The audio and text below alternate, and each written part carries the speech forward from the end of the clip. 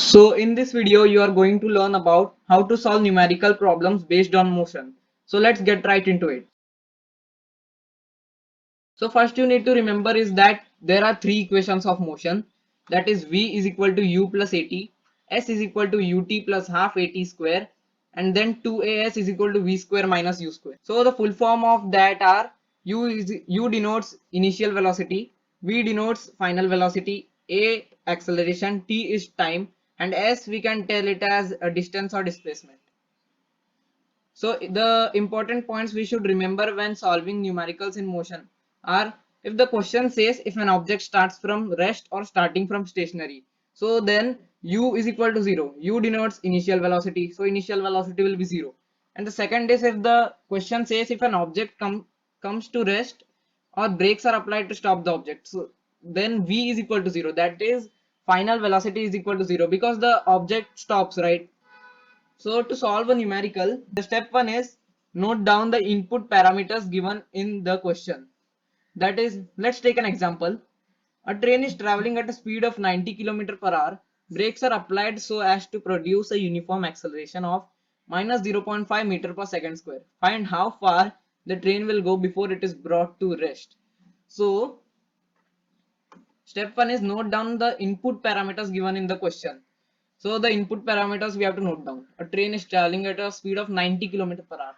Train is traveling at speed of 90 kilometers. So initial velocity is 90 km per hour. Brakes are applied so as to produce a uniform acceleration of minus 0.0 meter per second square.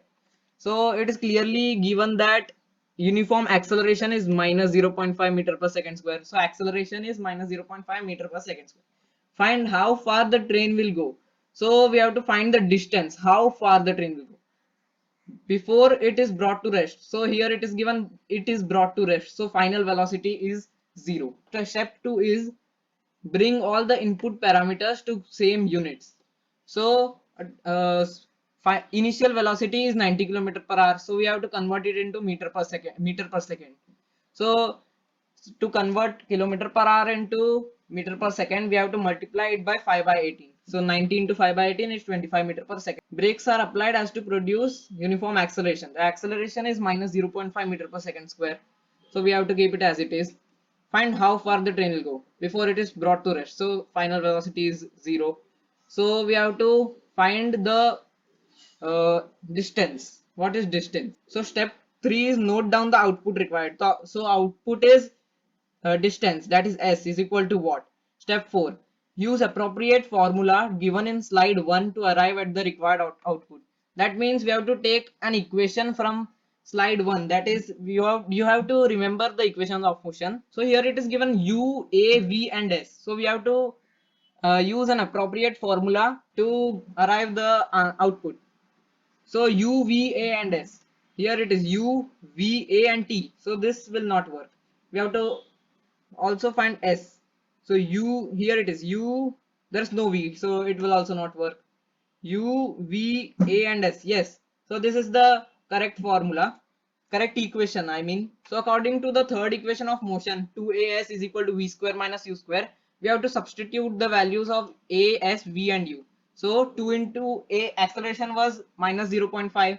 So and then S we have to find out. Final velocity was 0 and initial velocity was 25. So 2 into minus 0.5 into S is equal to 0 square minus 25 whole square. So 2 into minus 0.5 is minus 1 into S as it is. 0 square is 0 minus 25 square is 625. So minus 1 into S is minus S and then 0 minus 625 is minus 625. So if we cancel minus and minus in both the sides, then the distance will be 625 meter. So with this method you can solve any question you want. So if you want me to explain you more questions like this, subscribe to our channel and also like this video.